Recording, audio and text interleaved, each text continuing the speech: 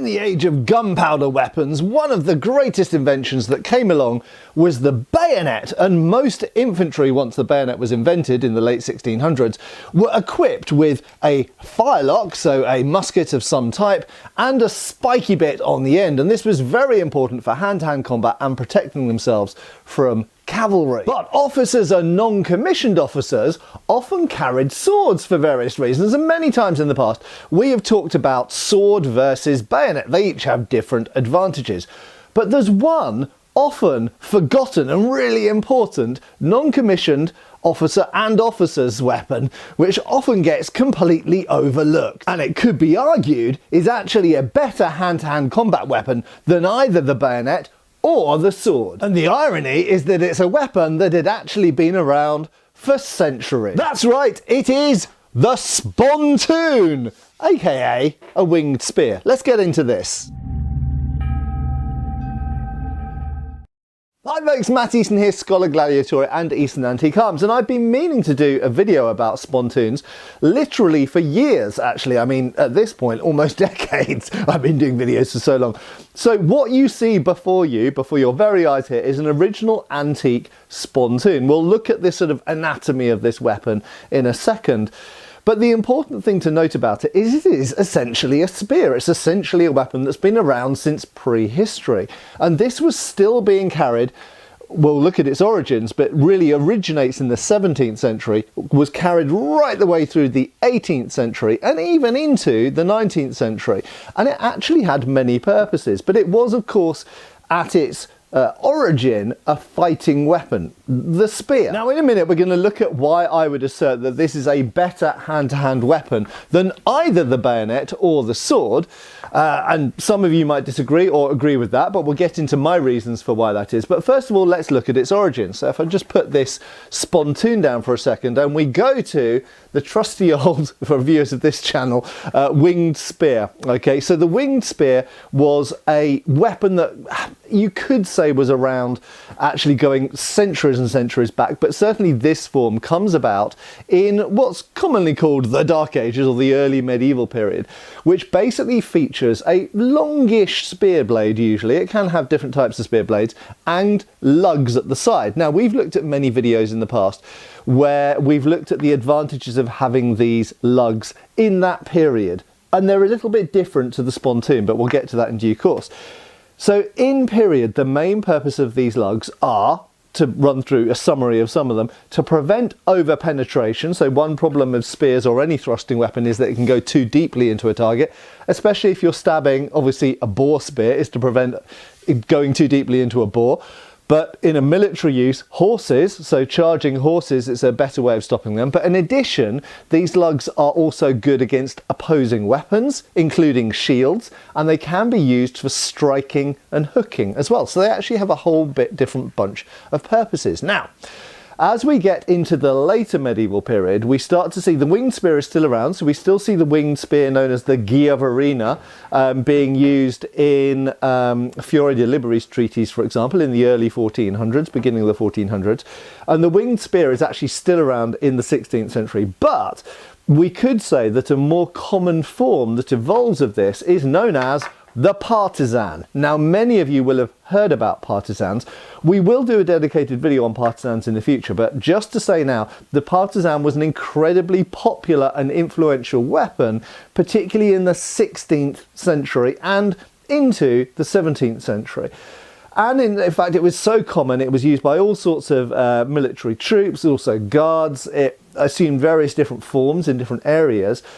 But there are also treatises that deal with its use. For example, you can find out how to use it from the Bolognese treatises, for example, Marozzo or Manciolino. So let's put the winged spear down. So the partisan was a very popular and important pole weapon in the 16th and into the 17th centuries, but you could say that its evolution turned into what we now know as the spontoon. Right, so what we end up with here is very similar to the winged spear. We've got a pretty much typical spear shaped tip here. Yes, it does have edges and it does have a point. Can you cut with it? Well, spears aren't great for cutting with, but yes, you could cut with it. One of the big advantages of having an edged spear blade like this is, first of all, if you miss your target, you'll still essentially do a push thrust with the edges, so you can still cut. You can also, again, if you miss, you can come back and do a drawing cut rather than a chopping cut, so you can do push cuts and pull cuts. But in addition, it makes it harder to grab or sort of disarm the weapon as well, because it's got edges on it, so it's not so easy to grab. But additionally, it can also be more effective against cavalry, against horses, but also cutting equipment, straps and things like this potentially as well. But the main difference between this and any other spear, two factors. Okay, number one, you might be thinking there's just one there, Matt. So one is this crossguard, we could call it, these lugs. Now you will notice that the winged spear had that as well. And the partisan, at least not all, but many forms of partisan, also have essentially lugs at the back. Now we know from the treatises exactly how these were used. And they were used for hooking, they were used for pushing. So this is a fairly long weapon, incidentally. It's about, good 7 feet long, I should think. And it has got the original back end on it as well, and the original shaft. We'll talk about that in a second. But yes, absolutely, because you've got those lugs on there, you can pull things. So you could pull someone towards you for one of your comrades standing to the side of you to stab, for example. You could pull a weapon out of someone's hand, but you can also push. You can push someone or something away. But perhaps the most important use of these lugs is to essentially parry or push aside an opposing weapon, essentially. Right, so I'm going to put this down to explain that a little bit more explicitly. So because spears are fairly unwieldy things to demonstrate this with, I have grabbed a couple of sticks.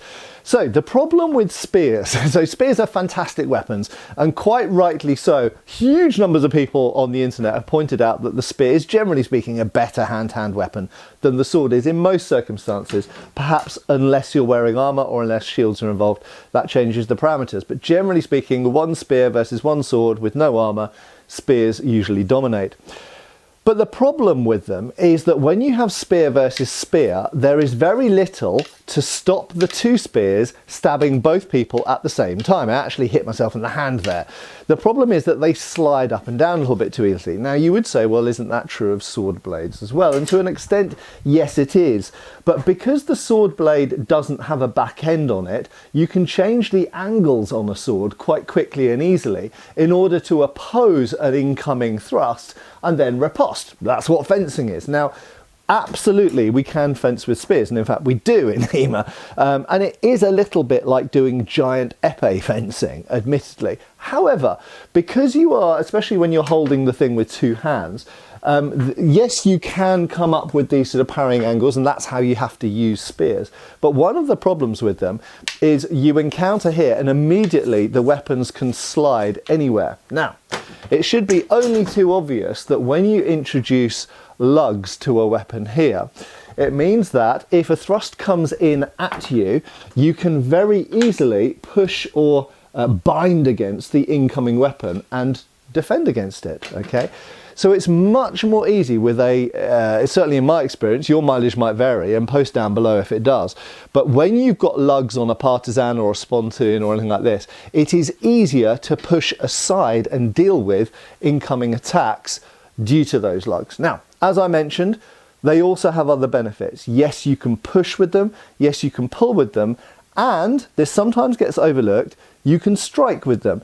Now, why might you want to do this? Well, someone might be closing in, for example, and if they've closed in beyond your point, in that instant, you might find that giving them a good sharp rap with the weapon is beneficial to you. And you'll notice that this particular spontoon and this sort of model, late 18th century type, actually has kind of spiky ends. So they're not just rounded, they are actually, you know, beneficially shaped for striking. So yes, you can strike with them, yes, you can parry with them, hook, pull, all of this kind of stuff. But you can also strip weapons out of someone's hand. So if this comes down behind my hand here, you can pull the person's hand off their weapon. Now, this is quite beneficial. If you remember that, in the age of the spontoon, so we're talking about 17th and 18th centuries mostly, most of the opponents you'll come up against won't actually have other spontoons I won't have other swords, because statistically, the only people waving swords around generally going to be cavalry on horseback or sometimes officers on foot.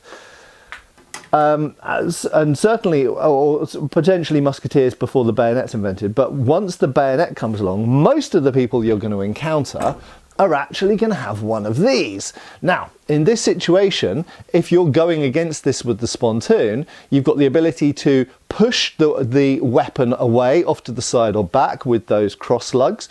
You can pull it forwards if you hook it. If you hook behind the person's lead hand, you can pull the lead hand off. And I tell you, these are fairly heavy. These weigh about 10 pounds. So if you strip the person's lead hand off their musket for a second, it's not very easy to control where the bayonet point is going.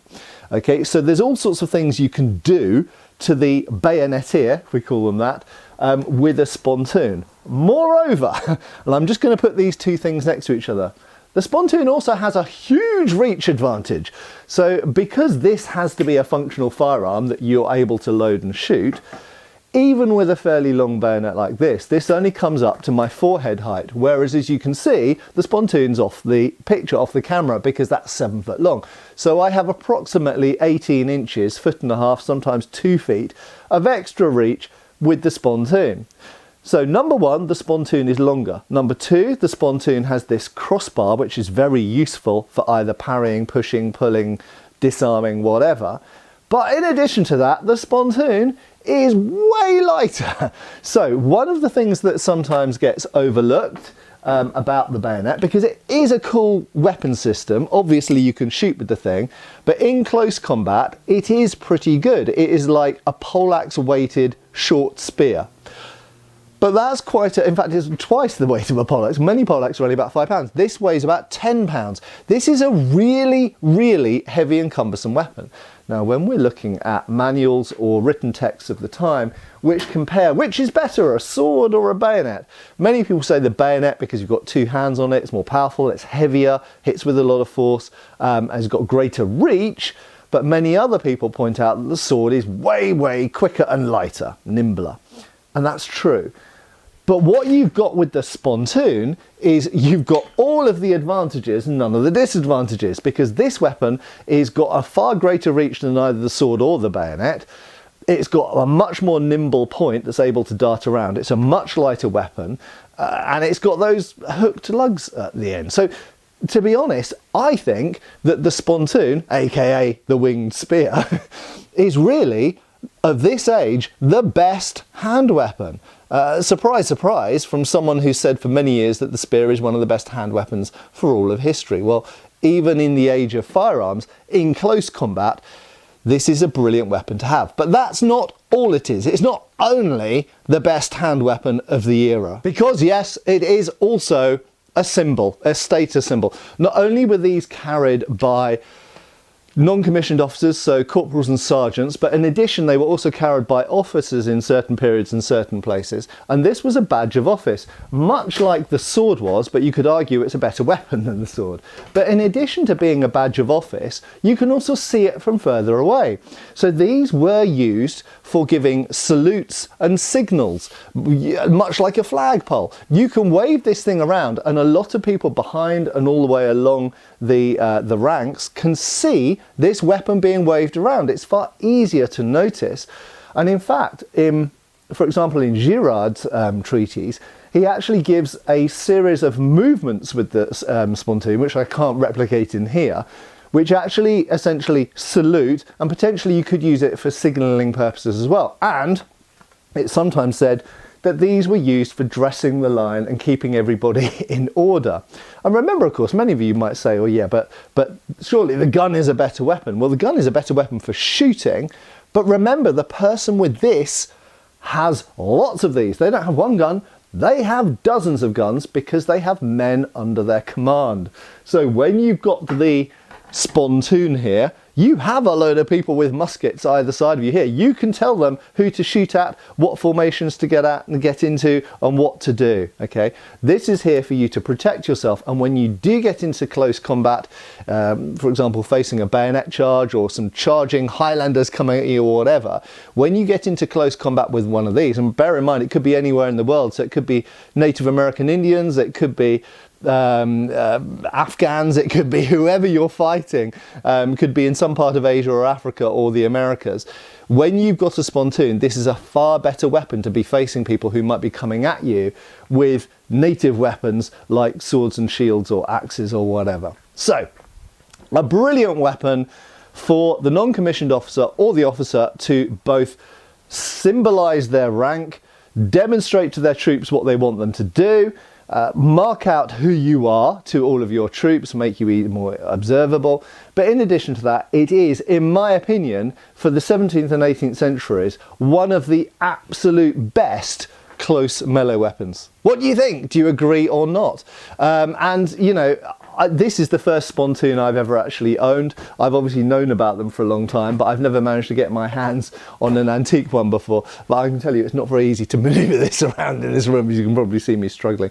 But anyway, would you want to know more about the spontoon? Maybe we'll look a little bit, because they are treated in some of the treatises. Maybe we'll look at some techniques of what's said about the spontoon. I have to say, by and large, it's quite similar to the boarding pike and the bayonet techniques, but this is a lighter, nimbler weapon than a bayonet is, and in fact it's also generally smaller than a lot of boarding pikes are as well.